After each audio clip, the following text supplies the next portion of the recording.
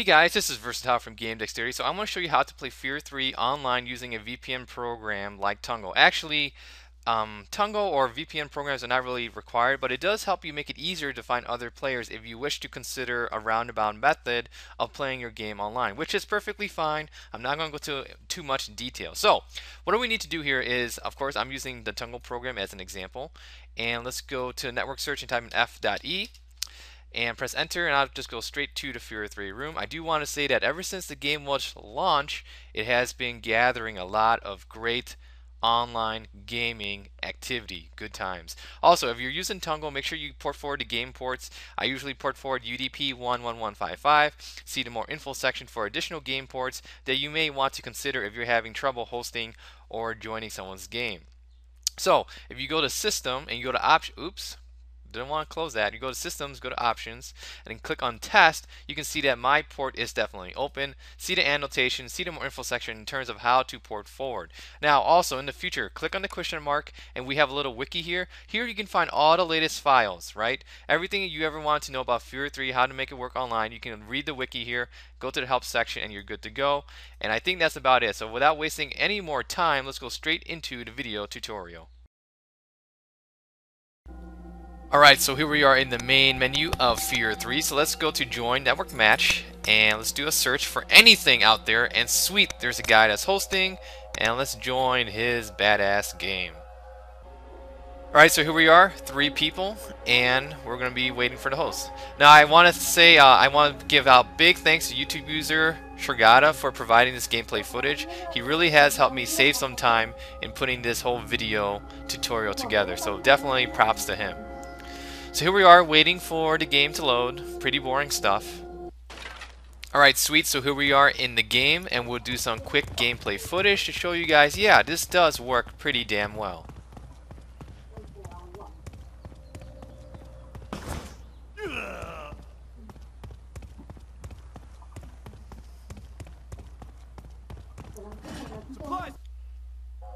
Alright, so let's show you how easy it is to host a campaign game. So let's go to campaign, host, network, co-op, and let's configure some settings here.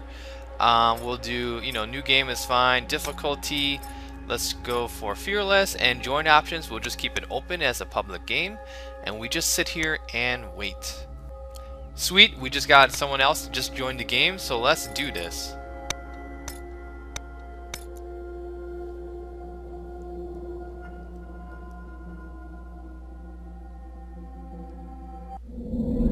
We were brothers. Prototype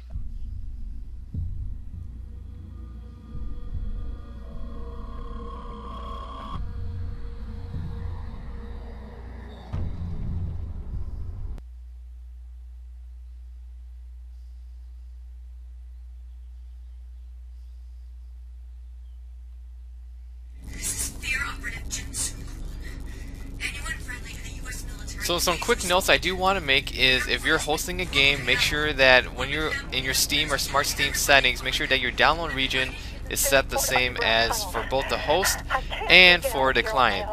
It makes it easier to find someone else's game.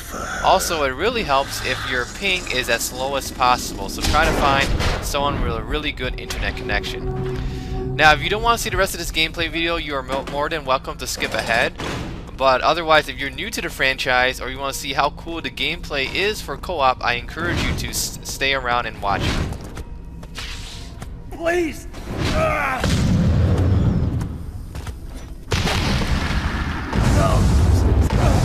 Let me go! I said, keep back! What are you gonna do to me? Oh, he is fucked.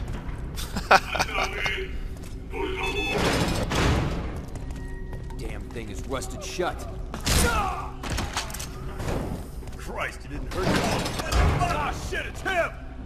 You hear me? Get down here! He's loose! So we can clearly see that the game works out fine. So with that said, let's go straight back to the desktop.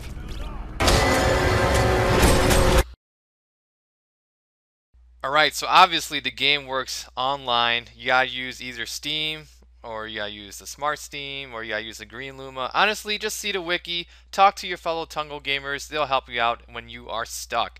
Also, one quick note I want to mention, if you didn't capture it in the video, is if you want to make sure to increase your chances of seeing someone that's hosting their game, someone who is hosting properly, that is.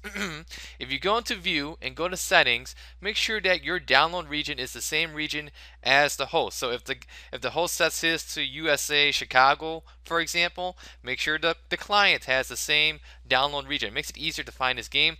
In addition, also notice that during the gameplay video it says WAN in the lower right hand corner. It doesn't say LAN, and you want to make sure that your ping is very low to the host. Otherwise, if the ping is pretty high between players, you may not be able to see the person's game, or you're just going to drop out a lot of the time. So that's all I had in terms of quick tips. If you got any questions, go ahead and leave a comment here on the YouTube page, and I'll get back to you as soon as possible. Once again, thank you for watching. Take care. Bye.